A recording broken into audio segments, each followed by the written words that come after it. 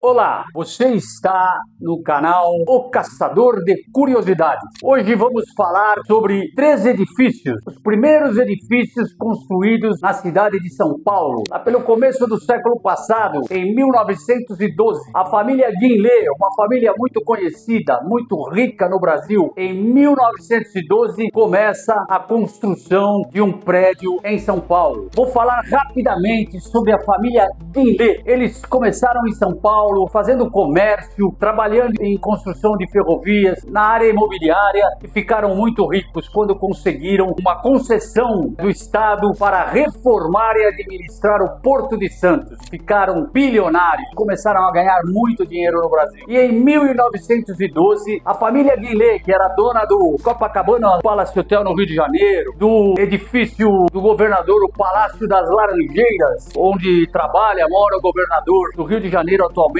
foram donos de muitos hospitais. Eles vieram para construir o primeiro prédio na Rua Direita, aqui em São Paulo, o edifício Guinlé. O edifício Guinlé, ele é muito charmoso. Na frente tem o caducéu do deus grego Hermes, que era o deus do comércio. É muito bonito o caducéu do Hermes. Tem 2 cobras enroladas que se encontram lá em cima e 2 asas muito bonitas. Ele tem 7 andares, 30 e poucos metros. E quando ele foi construído, para ficar mais bonita a história, vou contar a história de um outro nome de rua, que é o prefeito, o nosso Barão de Duprac. Barão de Duprac fica ali na região central também, aquela rua que deu homenagem a esse prefeito da época de 1912 a 1916. O prefeito Duprac, minha gente, ficou doidinho para a construção desse prédio, ficou com medo, mandou para a escola politécnica para fazer estudos, colocou engenheiros e no fim conseguiram autorizar a construção desse prédio. O prefeito Duprac tem uma história dele muito legal. Ele foi o cara que construiu o Teatro Municipal aqui em São Paulo. E aconteceu uma coisa muito legal no Teatro Municipal lá naquela época também. Aconteceu o primeiro congestionamento de veículos quando o Teatro Municipal foi inaugurado. Lucão, mostra pra gente a foto do congestionamento lá do Teatro Municipal. Foi muito bacana. Esse prefeito foi um cara muito pra frente, um cara inovador. Ele foi um cara muito evoluído para a época. E rapidinho para falar dos Guinlé. Em 1912 nasce o Jorge Guinlé. O Jorge Guinlé foi um cara que morreu em 2004. Nasceu em 1912 quando estava sendo construído esse prédio maravilhoso e ele morreu em 2004. Foi um playboy, um socialite que gastou toda a fortuna, 100 milhões de dólares naquela época, era um dinheiro violento, e ele dizia para todo mundo que as pessoas tinham que gastar todo o dinheiro que ganhavam. Todo o dinheiro que tinham, elas tinham que gastar e não deixar nada. E ele também batia no peito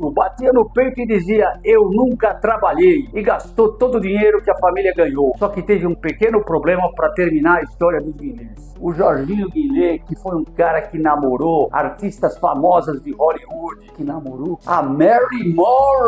Disse que deu uma namoradinha com a mulher, saiu 2 vezes com ela e fez aquilo, minha gente. E ele contava das histórias de outras mulheres do cinema que ele saiu. Ele levava a gente no Copacabana Palace, príncipes, presidentes, viajava para tudo quanto é lugar e gastou toda a sua fortuna e acabou morrendo pobre. Morou de favores no final da vida lá no hotel, no Copacabana Palace, num dos apartamentos, de favor, pois não tinha dinheiro para pagar e ficou lá até morrer. Então cuidado, não gaste todo o seu dinheiro, que mesmo que ele seja muito, pode acabar. Agora nós vamos partir para o segundo edifício, um pouco mais alto, um arranha-céu que deixou todo mundo vislumbrado na época. É o edifício Sampaio Moreira, ali na rua Líbero Badaró, bem em frente o Vale do Anhangabaú. Lembra que eu contei a história do Anhangabaú? O Rio do Diabo. Ali em cima, na rua Líbero Badaró, o Sampaio Moreira, José Sampaio Moreira, um comerciante muito famoso, com muito dinheiro, foi convencido por um engenheiro Stockler. O engenheiro Stockler falou: olha, estão terminando a reforma lá do Vale do Anhangabaú, tá ficando tudo muito bonito, o Parque do Anhangabaú, constrói esse prédio aí de frente para o Anhangabaú para finalizar essa obra do Anhangabaú e deixar para a história. E ele aceitou o desafio e foi lá e construiu esse prédio. Construiu um prédio de 12 andares, 50 e poucos metros, era um prédio comercial e ele fez esse prédio com uma característica muito interessante.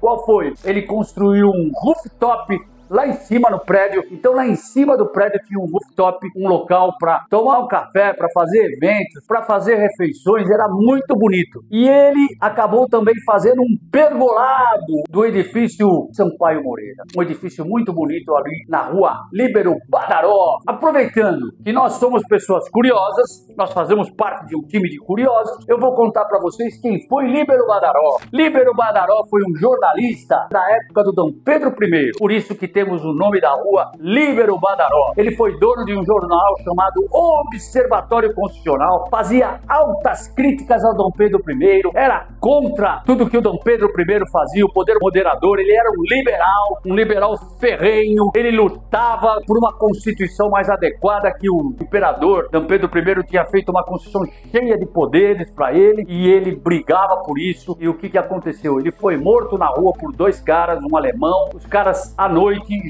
ele voltando do trabalho, sacaram uma arma e deram um tiro no peito dele. E no dia seguinte, quando ele faleceu, ele disse: morre um liberal, mas jamais vai morrer a liberdade de pensar, a liberdade de falar o que pensa. E esse jornalista, ele ficou muito famoso. No dia 7 de abril é comemorado o Dia do Jornalismo. E o dia 7 de abril, não nos esqueçamos que é o dia em que Dom Pedro abdicou. E a história conta, minha gente, que a razão mais forte de Dom Pedro I abdicar foi em função disso. Porque quem atirou no Líbero Badaró eram dois caras. Eles fugiram para casa do ouvidor do Dom Pedro I. Foram se alojar lá na casa do ouvidor. Então, na história, todos tinham certeza que quem tinha mandado matar o Líbero Badaró era esse ouvidor do Dom Pedro I, e que o Dom Pedro I também teria um dedo nisso, teria mandado matar. E essa foi a razão forte que fez com que Dom Pedro I abdicasse e fosse embora do Brasil. Então não vamos nos esquecer desse lado da história muito bonito da rua Líbero Badaró, onde fica esse segundo edifício de 12 andares, Sampaio Moreira.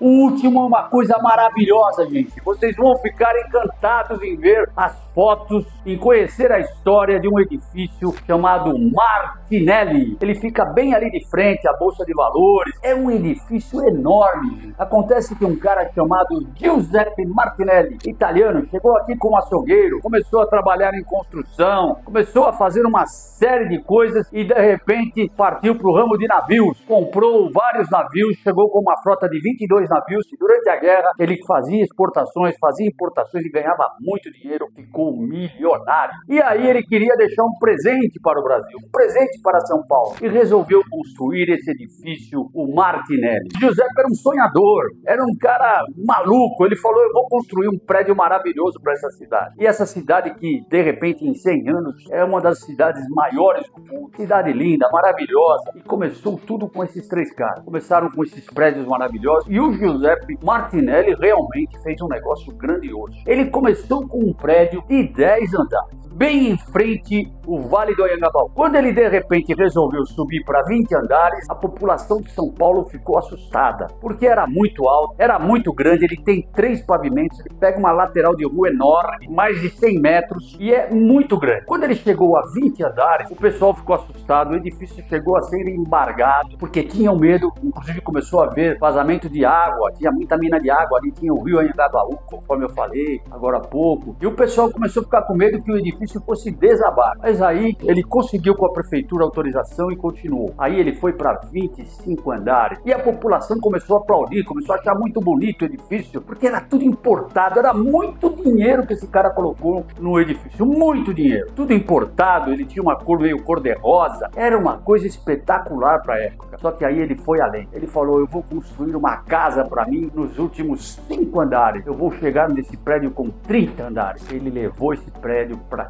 30 andares, minha gente.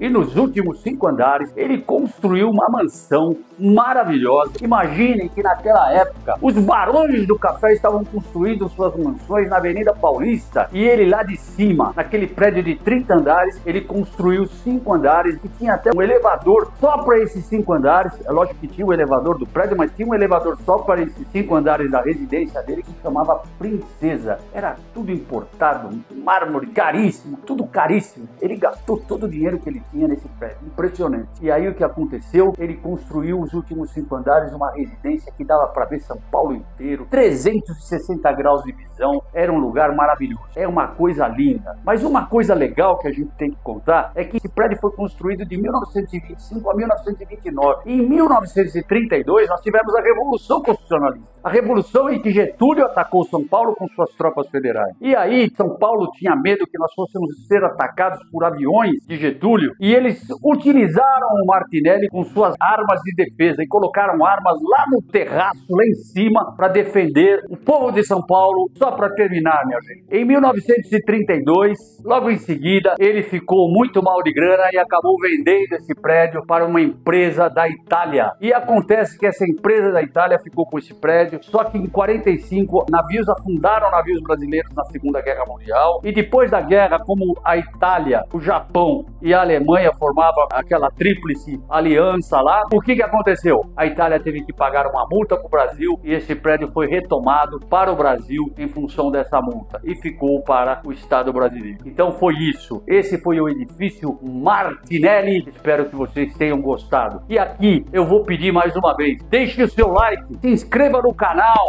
faça com que a gente se motive e possa contar novas histórias, coisas novas, coisas bacanas para você utilizar como lazer, como aprendizado. Um abraço, fiquem com Deus!